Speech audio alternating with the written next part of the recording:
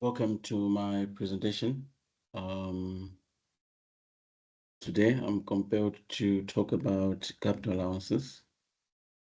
This is F6 Taxation Malawi variant, and my name is Paul Jones Malawi.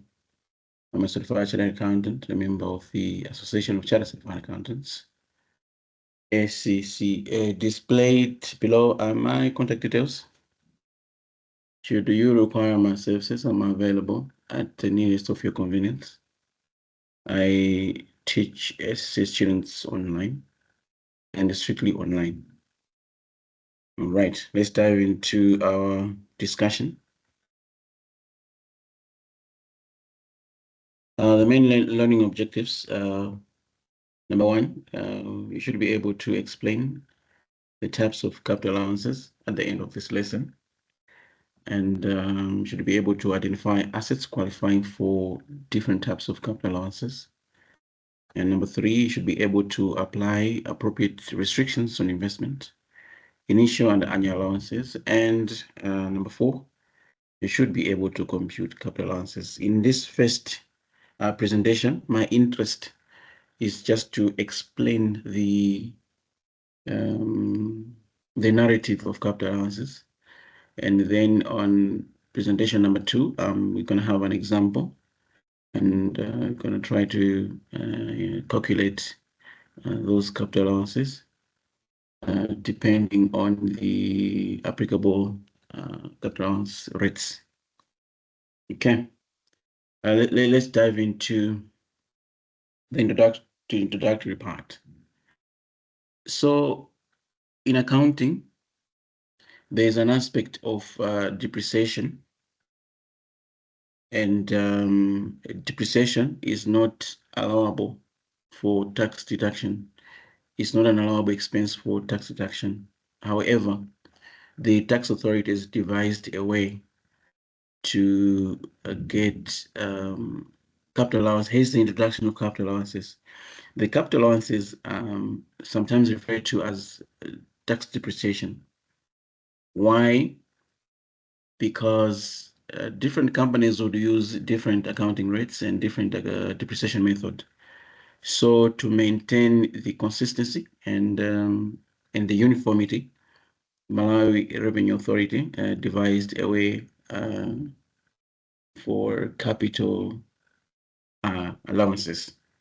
Okay, so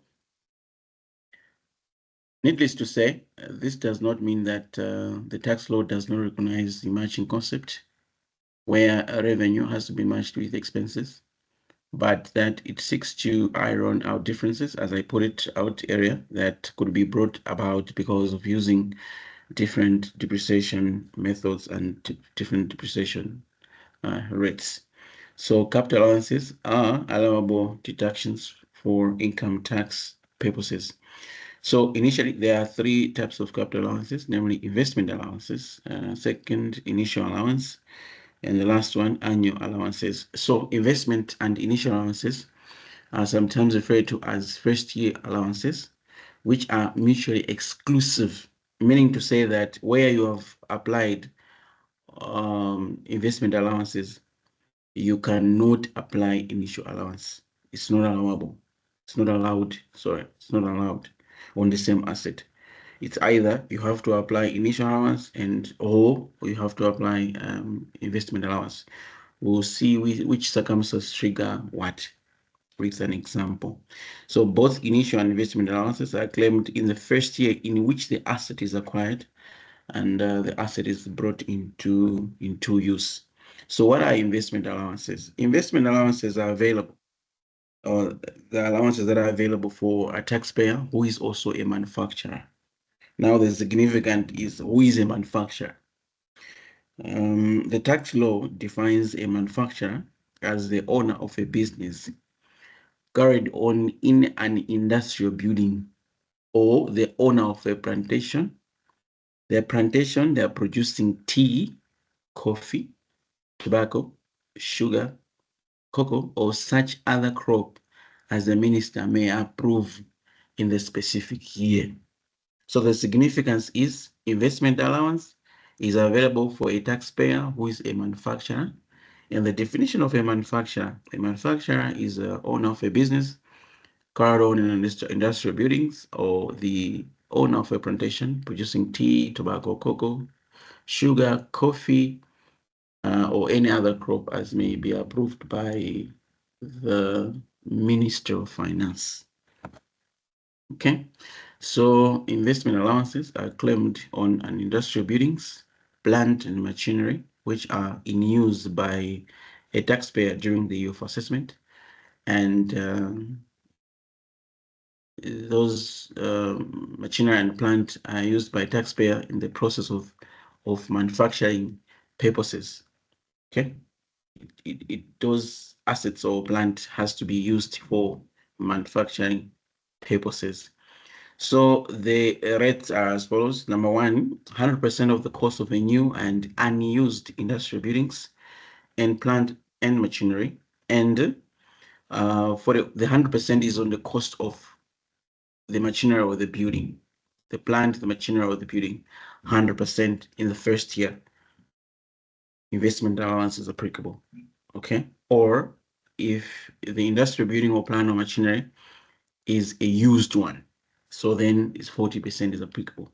So 100%, 40%, 100% for a new plant or a new building, new machinery, and 40% on the cost of the industrial building or plant or machinery is applicable as an investment allowance. Okay. So for the purposes of investment allowances, plant and machinery does not include motor vehicles intended or adapted for use or capable of being used on the roads in Malawi. Trucks, no investment allowance. Okay.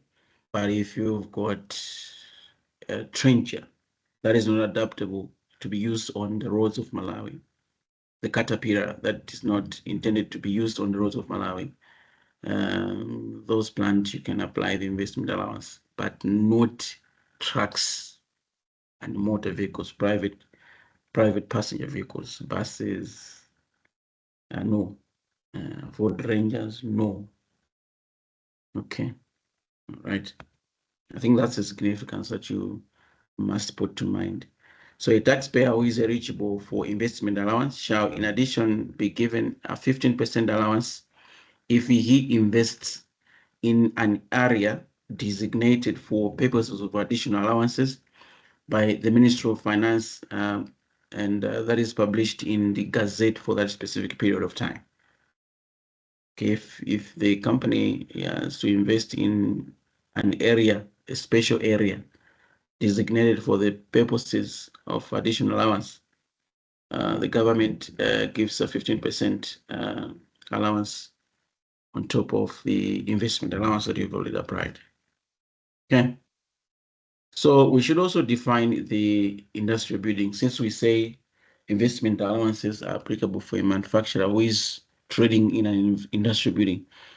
So the big question is, what is an industrial building? An industrial building is a building in which it is used for the making of a part or a full article, maybe a product whatsoever, the subjection of goods to any process, including breaking up and demolition. It can be a building that is used for the adaptation for a sale of an article. Okay. It can also be used for the generation of power. It can also be a building used for transport, dock, inland navigation, water refrigeration, electricity hydraulic power tunnel, bridge undertaking. Okay. It can also be a hotel. The industrial building can also be a building used for the processing and distribution of fish, including shellfish. It can also be a building that is used for any activity which the Ministry of Finance declares in writing to be making an important contribution to the national development. So it's very important to understand this aspect of an industrial building because it also determines whether you're a manufacturer or you're not a manufacturer. Okay. So in instances where you are a manufacturer, you're in construction, for example, you are in a business of making part of a full article.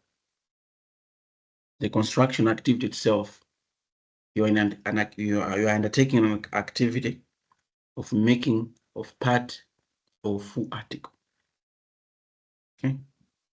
So exclusion from the definition of an industrial building. So the following are not industrial building. Dwelling houses, it's not an industrial building. Retail shops, no investment allowance is applicable because that's not an industrial building. Showrooms, not an industrial building. Storehouses, not an industrial building. And offices. These are not industrial buildings. Okay. So what is the meaning of a staff housing? These are the houses elected for occupation by an employee engaged in the business of farming operations of a manufacturer or a farmer, respectively. It can also be defined as, okay, so initially, staff building does not qualify for investment allowances, but for initial and annual allowance, where you haven't apply investment allowance, initial allowance come into effect. So initial allowance and investment allowance. Where staff housing is occupied by an employee described below, the capital allowances shall be restricted to 1/3 of such allowances. That employee whose time is not wholly occupied in the service of the company, less than an expert, who is just there for a specific period of time and they go back to where they're coming from. Okay. An employee who is able directly or indirectly to control more than 5% of the voting rights attaching to all classes of shares of the company. So the initial allowances are not applicable. Okay, building with both industrial and non-industrial elements. In some instances, there may be a structure, a building, which has two elements in it. One element is industrial and another element is non-industrial building. So in such circumstances, how does investment allowance apply? So where a building has both industrial and non-industrial elements and the capital expenditure which has been incurred on the construction of the non-industrial element is not more than 1/5 or 20% of the value of the building, of the total capital expenditure, which has been incurred on the construction of the whole building. The whole building and every part thereof shall be treated as an industrial building. How will it make sense? Okay. If the non-industrial element is more than 1/5 of the total capital expenditure, then that means the non-industrial part of the building shall not be treated as an industrial building. The non-industrial element part is not treated as industrial building. Okay, so we've talked about investment allowance. Let's look at initial allowances. Where a taxpayer so elects, an initial allowance shall be made in respect of the capital expenditure incurred by a taxpayer during the year of assessment on the construction of new, that is, farm improvements, farm fencing, industrial buildings, and railway lines. Okay, so if you elect a farm fencing, you are going to apply initial allowances every year of assessment. Okay, or additions or alterations to existing farm improvements, farm fencing, industrial buildings, railway lines, and in respect of articles, implements, machinery, etc., that is motor vehicles, office equipment, utensils, furniture, and fittings, or are purchased and used by the taxpayer for the purposes of his trade or for farming purposes. No initial allowance shall be made in respect of private passenger motor vehicles and assets on which investment allowance have been claimed already. Okay, so in a situation where you've claimed investment allowance, I must emphasize that initial allowance is not applicable. Okay, and private passenger vehicles, private passenger motor vehicles include saloons, sedans, station wagon, double cabin pickups, Land Cruisers, Pajero Prado, and other makings of a similar nature. You do not apply initial allowance. Okay. Let's look at farm improvements. This is any building or structure of work of permanent in nature, including any water furrow used in carrying on farming operations, excluding any building or structure or work of permanent nature to which Section 58 applies.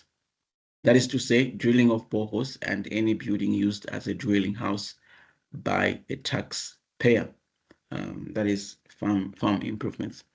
So this is fencing used for carrying on farming operations. If you build a fence where there's a farm, okay, that can be classified as farm improvements. So the rates applicable for initial allowances, farm improvements, industrial buildings, railway lines is 10% of the cost. Articles, implements, machinery, utensils, farm fencing, articles, implements, and machinery, utensils, initial allowance is 20% of the cost of those respective items. And farm fencing, the initial allowance applicable is 33 and 1/3 percent of the cost.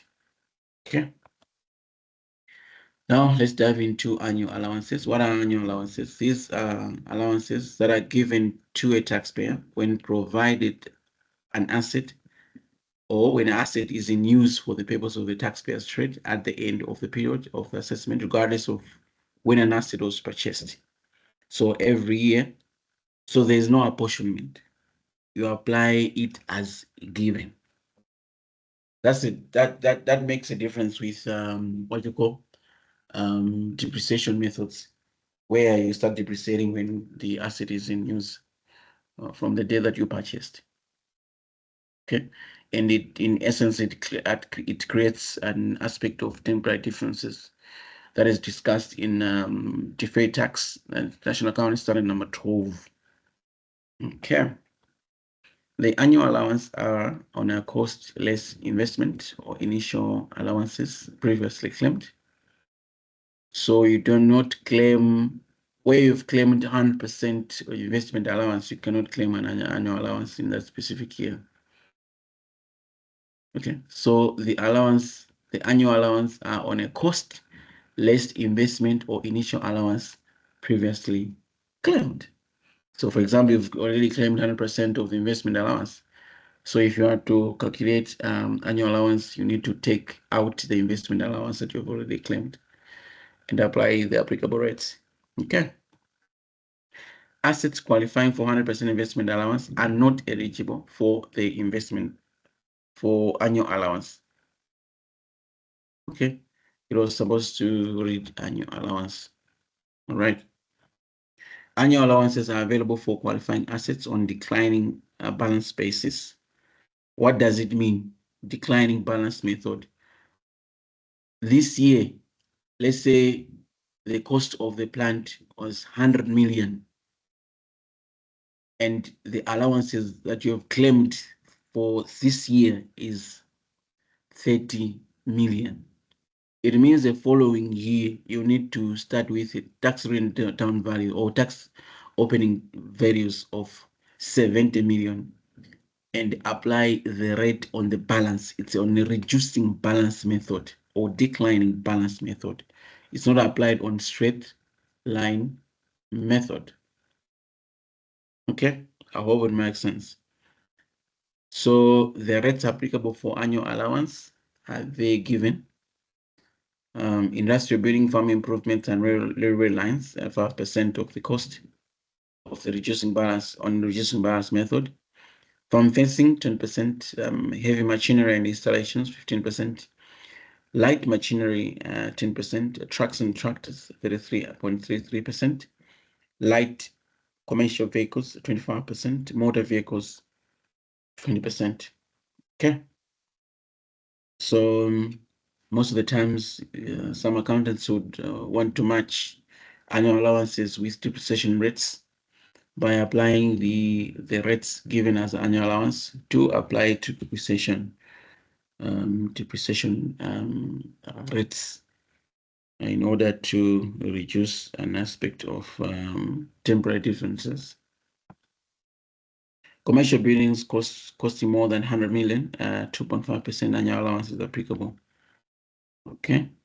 So commercial buildings are those buildings used for trading purposes, such as selling and buying of merchandise. Wholesalers and retailers are examples of business operating in a commercial building. For other assets, the rates of annual allowances to be used are those determined by the Commissioner General as being appropriate in relation to the class of the assets in question. And once the rates have been determined, they apply to subsequent years unless superseded by any other determination of the Commissioner General in that specific year. Okay. If an asset is subject to extensive use, such as machinery working in double shifts, so that its expected economic life is reduced, the Commissioner General may agree to increase the rates of annual allowances in order to match with the usage or the revenue that is the plant is generating to the business. Let's look at capital gains on disposal. If the disposal proceeds of an asset on which capital allowances have been claimed exceeds the tax written down value, the cost of the asset less capital allowances, for example, the adjusted basis, there will be a capital gain which must be included in assessable income. Let me repeat that. If you have sold an asset, and it so appears that in a year that you have sold an asset, the proceeds that you've received from sales of that asset, if it exceeds the tax written down value, or in other words, the net book value as applicable by the tax allowances, the difference that you find there is a gain that must be added to assessable income for that specific year. Okay, and the tax is applicable. So a capital loss occurs when the tax written down value, or on adjusted basis, is greater than the disposal proceeds. If you have sold your asset on a loss, that is a capital loss.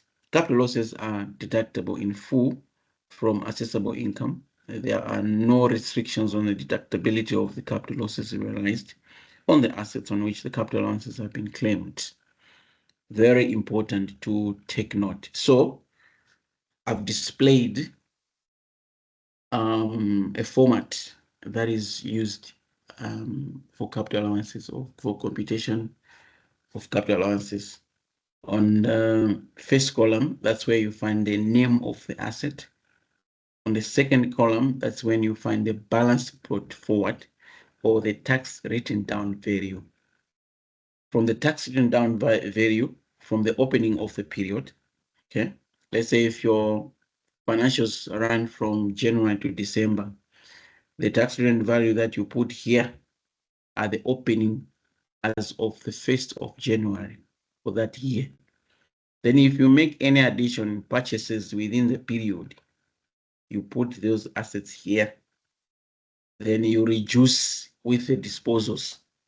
Disposal can be sales out. It can also be a purchase by the insurance. Okay, if the insurance, if a car is involved in an accident and it's written down and the insurance has refunded you money, those are classified as your disposal that must be taken out of your asset register.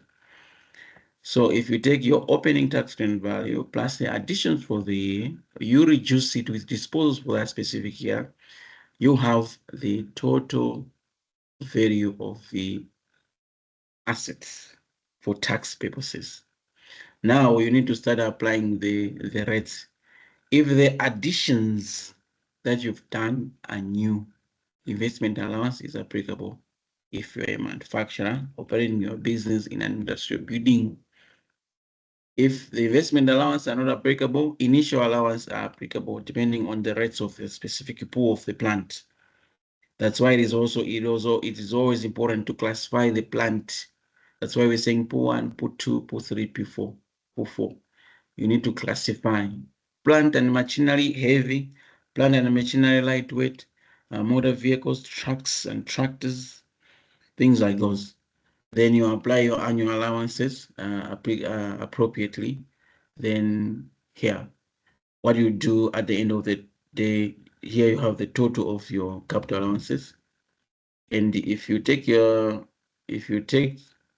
total value of the assets minus total capital allowances, what you find is a tax written down value. The tax written down value at the end of the period. Thank you so much for listening and watching. I should repeat that should you require my services, my charges are not that expensive. I'm not that expensive. I'm very considerate. But at the end of the day, I would want to give you the exceptional value for your money and making sure that we have one-on-one. It is very important to have one-on-one. Why? You've got the liberty to ask questions. You are free. You have all the freedom in the world to ask questions. And you have also a privilege of getting exam tips, because it is also important that after learning this thing, you should understand how to maneuver an exam. And at the end of the day, know how to pass your exam. Because at the end of the day, you must pass the exam. Okay, if you're just doing it for your work purposes, you must understand in order to make sure that you get the right skill. Okay, otherwise, good luck. Thank you.